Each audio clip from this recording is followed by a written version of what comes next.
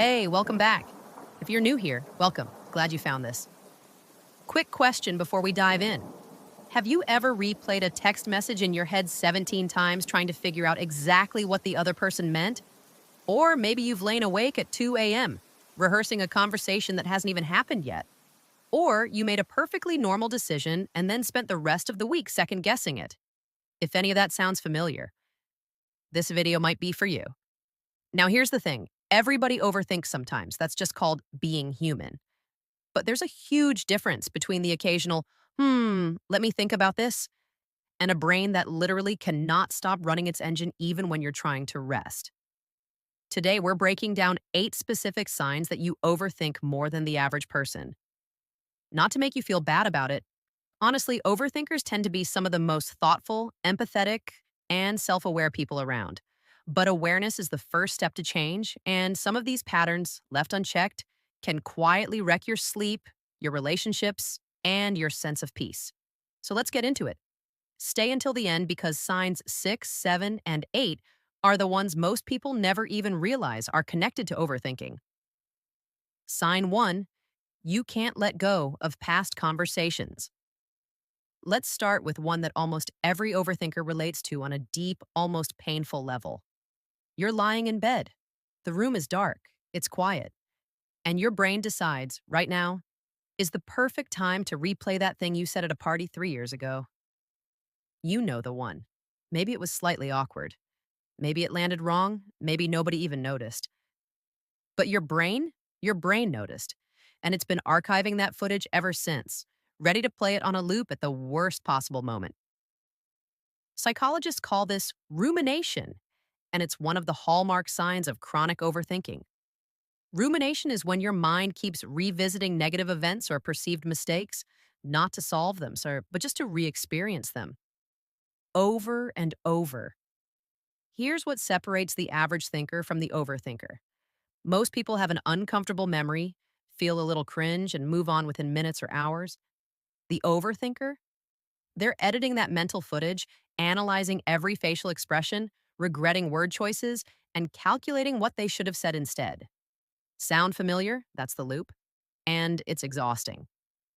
Sign 2, you struggle to make decisions, even small ones. Let me paint you a picture.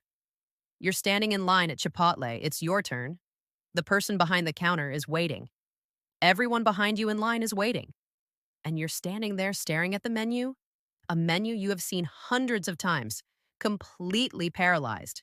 Chicken or steak? Bowl or burrito? Should you get guac even though it's extra? What if you regret not getting guac? What if you get it and it's not worth it? And somewhere in the back of your mind, you are absolutely aware that this is not a high stakes decision, and yet you cannot stop. If this sounds like you, it's a red flag for overthinking. Overthinkers have what psychologists call analysis paralysis. It's when the brain generates so many possible outcomes, good and bad, that it short circuits the decision making process entirely. The overthinker isn't being dramatic. The brain genuinely believes that getting it wrong is a real threat, even when it is a burrito order. Because underneath that paralysis is often a fear of regret. And regret for an overthinker feels unbearable. Here's the thing though, researchers at Columbia University have actually found that more choices don't make us happier.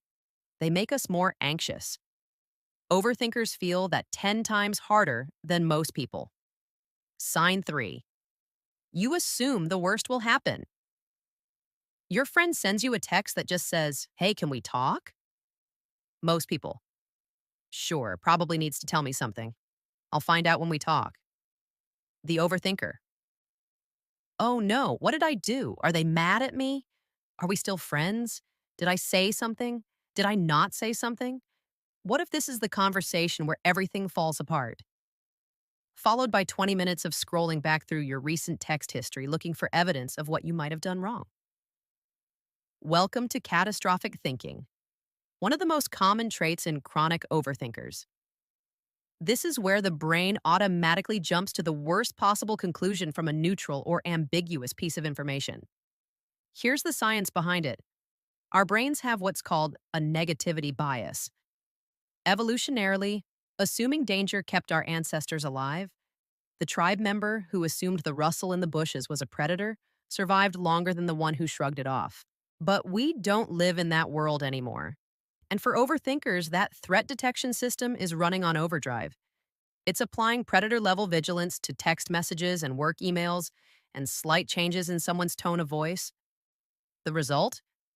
A life lived in anticipation of disaster that 9 times out of 10 never actually comes. Sign 4. You have trouble being present. This one is subtle, but it's huge. You're at a birthday dinner with people you love. The food is great. The conversation is flowing, and you are somewhere else entirely. Maybe you're mentally rehearsing the presentation you have on Monday. Maybe you're replaying an argument from last week. Maybe you're calculating whether you left the stove on. Maybe you're just watching yourself be at the dinner and judging whether you're being fun enough, engaged enough, present enough, which is deeply ironic.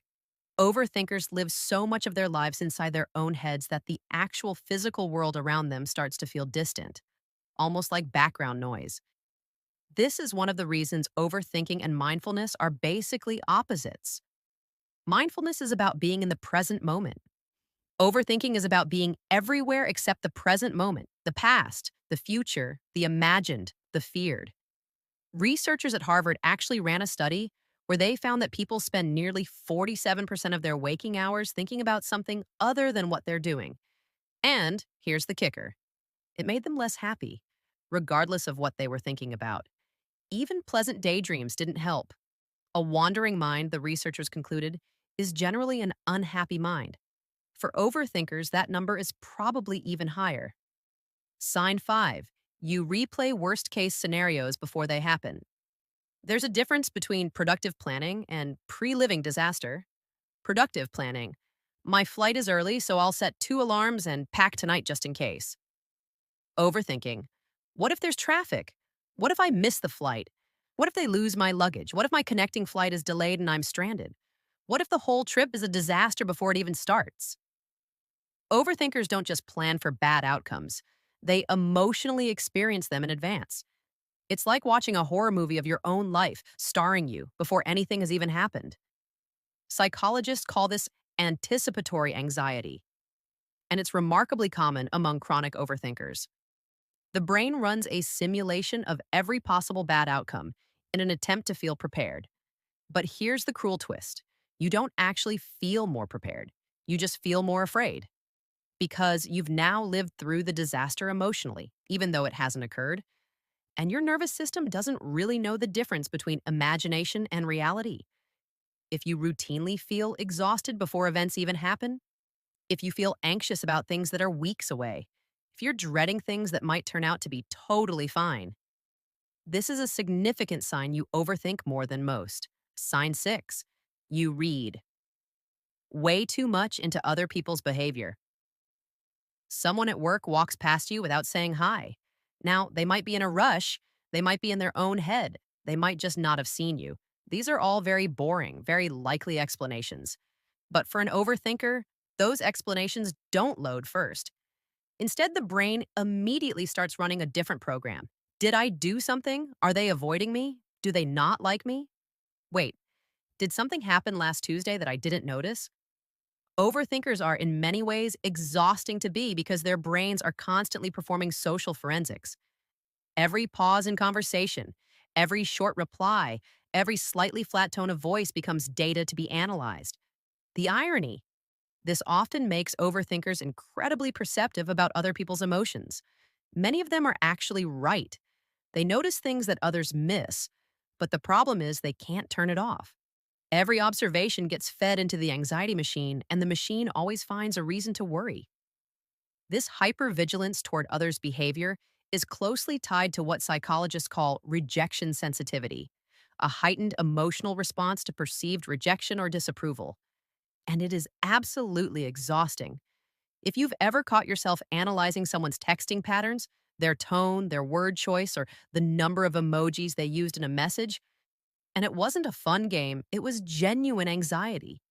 You know exactly what this feels like. Sign 7. You have a hard time sleeping. This one probably doesn't surprise you. It's midnight. You need to be up in 6 hours. Your body is tired. And your brain? Your brain has chosen this exact moment to process every single unresolved thought, embarrassing memory, tomorrow's to do list, that thing you said to your mom in 2017, your 5 year plan, and whether or not you're living your life correctly. This is the overthinker's nightly experience.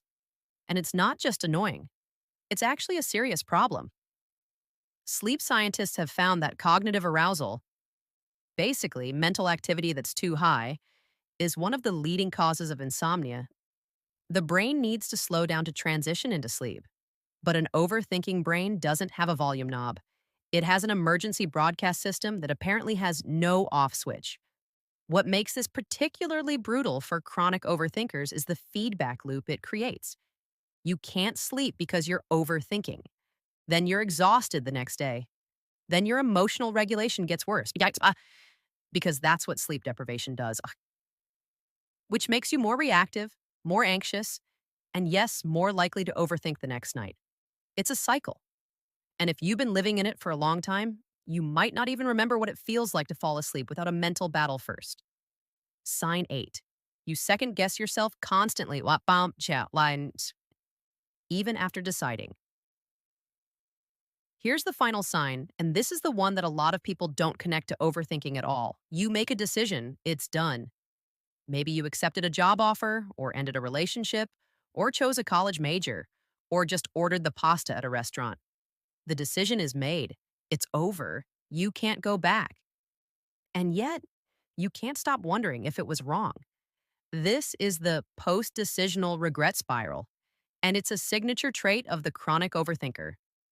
Where most people feel relief after making a decision, okay, that's settled.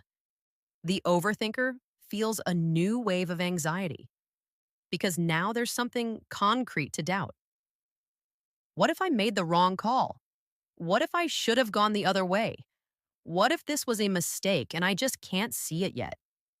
This second guessing is especially painful because there's no way to resolve it.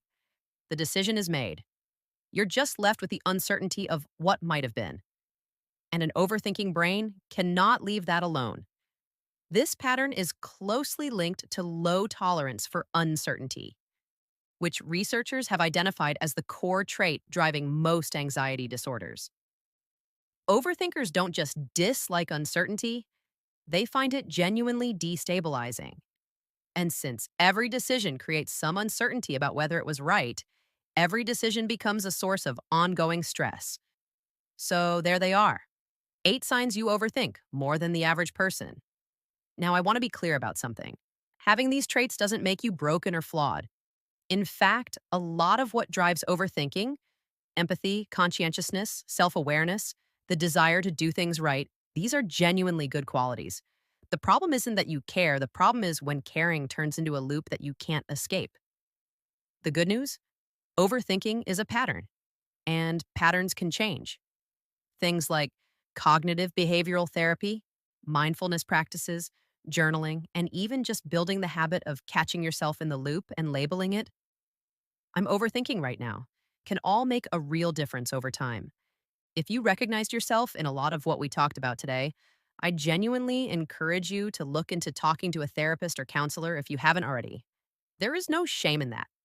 It might be one of the best decisions you ever make. And this time, you don't have to second guess it. If this video helped you at all, hit the like button. It genuinely helps this channel grow, and it means a lot. Subscribe if you want to see more content like this. And drop a comment below. Which of the 8 signs resonated most with you? I read every single one. Take care of yourselves. I'll see you in the next one. Don't forget subscribe, like the video, and turn on notifications.